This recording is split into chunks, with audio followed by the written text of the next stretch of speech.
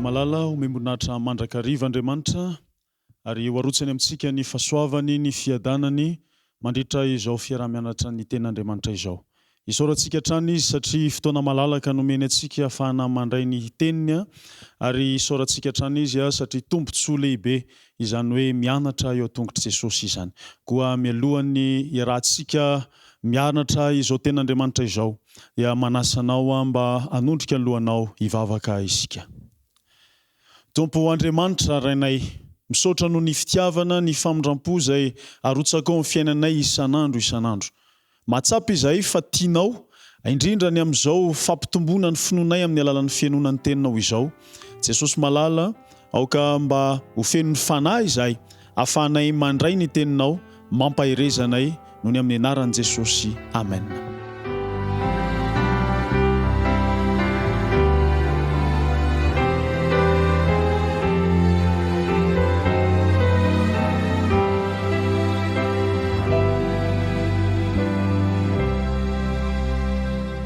Ry ava-malala mandritra ny andro vitsivitsy dia hiaraka isika andinika ny ten'Andriamanitra, ampitombo ny finoantsika amin'ny alalana mpianatra anankiray dia tsy iza zany fa i Tomasy. Ao amin'ny bokin'ny Matthieu, ny Marka, ny Lioka ary ny bokin'ny Asan'ny Apôstôly dia mitantara ireo mpianatra Jesosy ireo ny amin'ny niantsonan'ny mpianatra ary raha mandray ny bokin'ny Lioka isika, ny Lioka toko 4 ny 12 dia mahita ny mahazava-dehibe ny mpianatra sy ny antsoiny Jesosy azy. Ndao hoe vakitsika ny ten'Andriamanitra amin'ny Lioka toko 4 dia ny 12 sy ny manaraka, zao mivaky ny teny amin'ny anaran'i Jesosy. Ary tamin'izany andro zany dia lasa nakany an-tendrombohitra Jesosy mba hivavaka. Ary naharitra ny vavaka tamin'Andriamanitra izy nandritry ny alina. Ary no maraina ny andro dia natsony anatona azy ny mpianany ka ny fidianany 12 lahy izay nataony hoe apôstôly, dia Simona izay nataony hoe koa Petera sy André aralahany sy Jakoba sy Jaona sy Filipo sy Bartolomeo sy Matthieu sy Tomasy sy Jakoba zanaky Alfeo sy Simona izay atao hoe Zelota sy Jodasy zanaky Jakoba ary Jodasy Iskariota lay tonga namadika. Raha mijery an'ireo lisitra ireo isika dia haitsika ary fantatsika ny akamaroany tantaran'ireo mpianatra Jesosy ireo. Raha vao miresaka fotsiny isika mahakasika ny Jodasy ohatra dia fantatsika hoe lay mpamadika. Raha vao miresaka fotsiny isika ny amin'ny Petera dia haitsika hoe lay taitaitra, lay mafana fo. Rehefa miresaka tsika hoe Jaona dia mahay isika hoe ilay mpianatra tiany Jesosy indrindra. Fa raha vao miresaka isika hoe Tomasy dia ny tonga ao anatin'ny saintsika dia hoe ilay kely finoana, ilay tsy mino raha tsy mahita. Anefa misy lesona vitsivitsy izay tiako hifampizarana aminao mandritra ny andro vitsivitsy eto amin'ny toerana ity mahakasika an'izany hoe mpianatra Tomasy zany. Ary tiako dia ny aty am-piandohana ny mifampiresaka aminao fa i Tomasy dia isan'ny olona anankiray izay manana finoana matanjaka.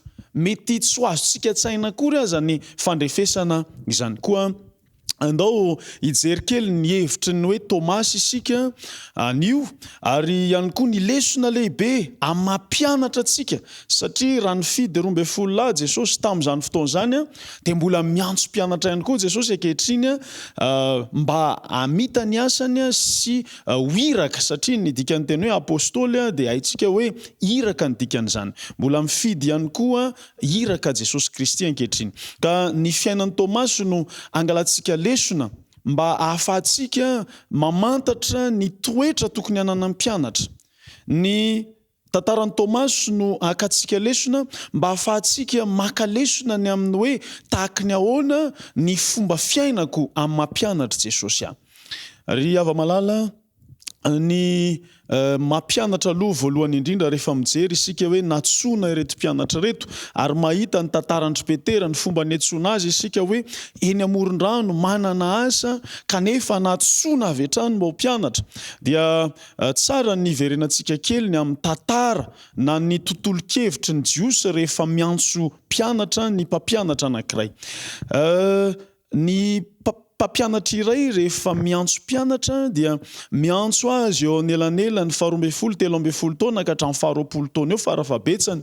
Zany hoe ny reny no mikarakara sy mampianatra ny zaza mandra-pahatonga azy eo amin'izay taona izay. Ary rehefa mandalo ny mpampianatra dia mijery ny fahatakarana na ny tanjaka ara-tsaina na ny fahaizan'io mpianatra io dia manomboka mijery izy ary misy fanontaniana maromaro apetrany dia misafidy an'ireo mpianatra ireo amin'izay izy hoe andao ary anaraka fa ataoko mpianatra.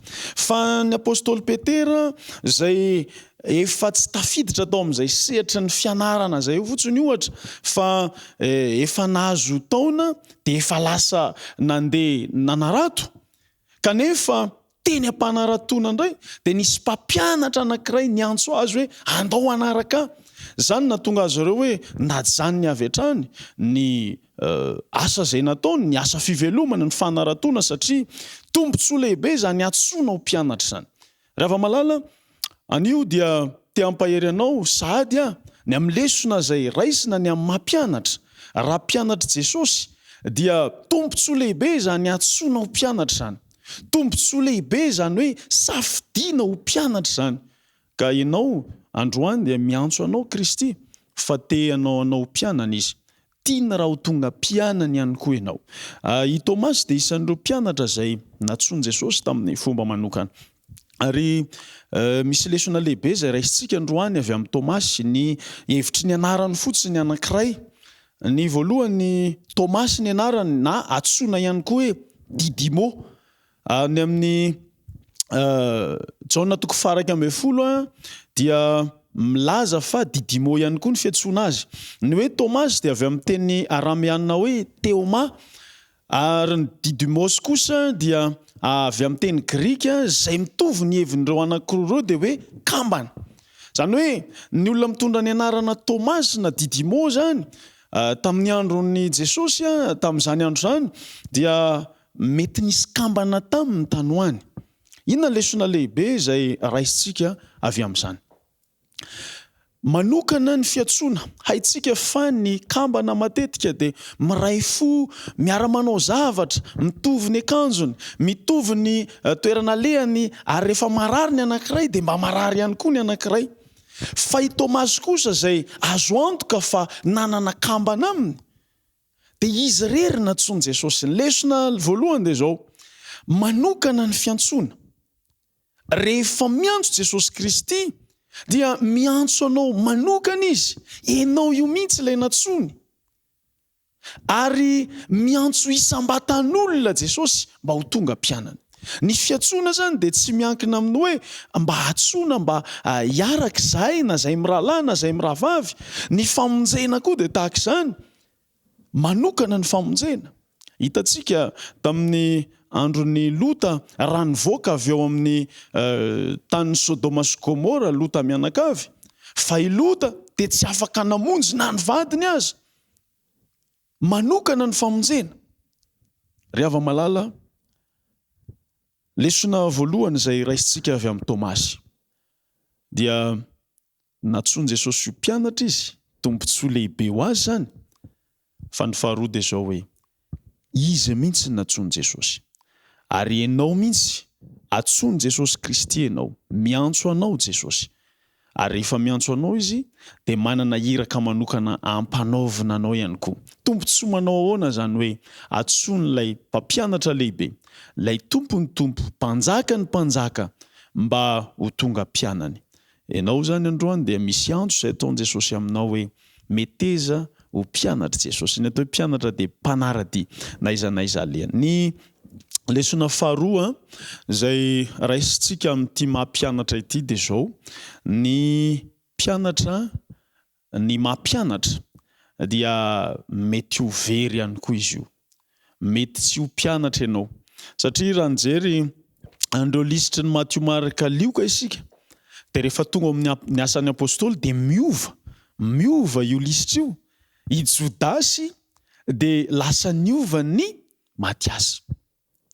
Raha nijery isika amin'ny asan'ny apôstôly 2:4 sy 5:20 dia izao no vakin'ny teny amin'ny anaran'i Jesosy. Asan'ny apôstôly 2:1 dia ny 4:20 sy ny 5:20. Izao vakin'ny teny amin'ny anaran'i Jesosy dia nivavaka izy ka nanao hoe enao tompo zay mahalala ny fon'olona rehetra aseho izay ny vidinao amin'izy ireo lahy rehetra mba azo ny anjara amin'izao fanompoana sy apôstôly izao zay nialany Jodasy akanesany any amin'ny fitoerany. Lesona anankiray zany dia zao fanompoana maha-apôstôly tombontsoa ny mampianatra, tombontsoa araka ny resantsika teo, satria Tomasy ny vidiana ho izy manokana mihitsy izy rery, tombontsoa ny mampianatra kanefa i Jodasy dia nanana safidy ny niala. Mampalahelo ty teny anankiray teny nialany Jodasy akanesany any amin'ny fitoerany. Manana fitoerana ho anao Jesosy, toerana anjara fanompoana amin'ny apôstôly, manana anjara andraikitra amin'ny apôstôly, kanefa Jodasy ny safidy niala teo amin'izany toerana zany ho any amin'ny toerany, ho any amin'ny fitoerany. Ilay hoe fitoerany dia zao hoe nanana ny safidiny i Jodasy. Reva malala tombontsoa lehibe ho antsika ny mampianatra Kristy, fa mety hoverinao ny tombontsoanao sy ny anjara andraikitra zay nomeny Jesosy Kristy anao raha toka amin'ny safidy niala amin'izany ianao. Ny an'i Jodasy ny anatakalo ny vola aman-karena, sekely volafotsy 30 no namoizany izany anjara toerana izany. Ankehitriny dia mety misy zavatra zay mety ho atakalonao an'izany mampianatra Jesosy anao zany, natsony Jesosy Kristy manokana anao zany.